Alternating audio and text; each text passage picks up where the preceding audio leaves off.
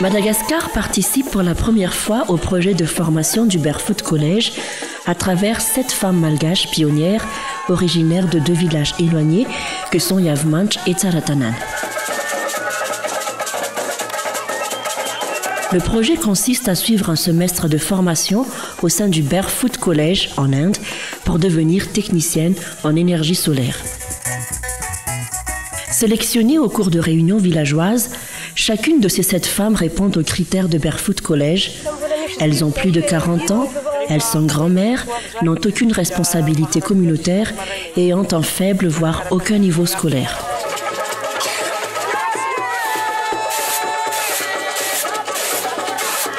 Elles ont quitté Madagascar en mars 2013 sous la bénédiction de leur village et de leur famille et ont rejoint Tilonia, Inde, où elles ont participé à leur formation. Ne parlant que leur langue maternelle, à l'instar de la trentaine de personnes issues de pays en voie de développement et participant à la formation, ces grand-mères malgaches suivent leur apprentissage en signes et en respectant des codes couleurs.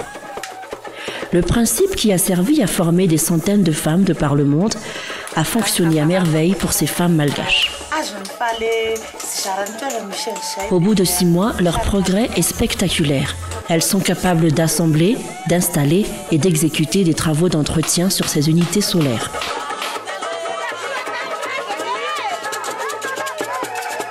Pendant leur séjour à Tilonia, leurs communautés respectives ont construit leur atelier de travail, formé l'association des usagers. 150 maisons de Tsaratanan et 210 maisons d'Yavmanch sont inscrites au sein de ces associations.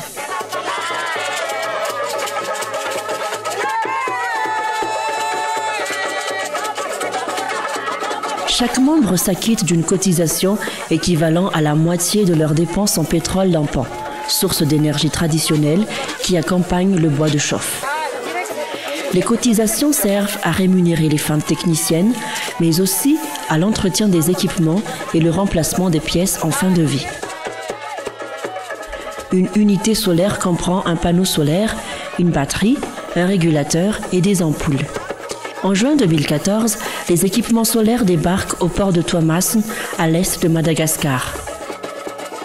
Ces équipements sont transportés vers les 2 villages, un long trajet de plusieurs jours sur route,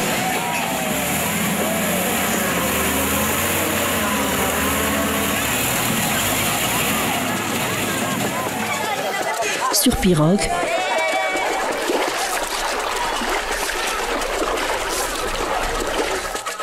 à pied, au bout duquel la population enthousiaste accueille les équipements avec faste. 2 mois ont été nécessaires pour les 7 femmes afin d'installer chaque unité solaire dans chaque maison. Elles enseignent également aux familles les gestes quotidiens pour l'entretien de ces équipements. Plus qu'une lumière, ces unités solaires ont apporté des changements dans la vie des paysans. Autrefois, ils n'avaient droit qu'à 1 ou 2 heures de lumière chaque nuit, car le pétrole d'Ampan coûte cher.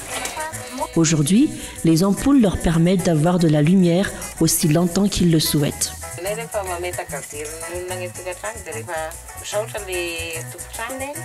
La révolution du Barefoot College à Madagascar est aussi culturelle. Désormais, les femmes s'identifient à ces grand-mères. Leurs faibles niveaux scolaires n'ont plus raison de leur motivation à se former, à s'investir dans la vie sociale et économique de leur communauté. Certaines sont retournées sur les bancs d'école pour apprendre à lire et à écrire.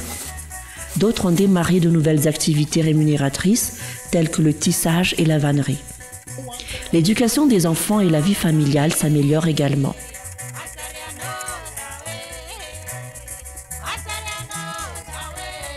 Cette initiative n'est pas uniquement bénéfique pour la vie communautaire, elle est aussi importante pour la conservation du corridor forestier dont dépendent ces villages. En réduisant la pression exercée sur ces forêts qui entourent ces villages, zone d'intervention de WWF à Madagascar, les communautés contribuent à sauvegarder un patrimoine écologique dont elles sont les premières bénéficiaires.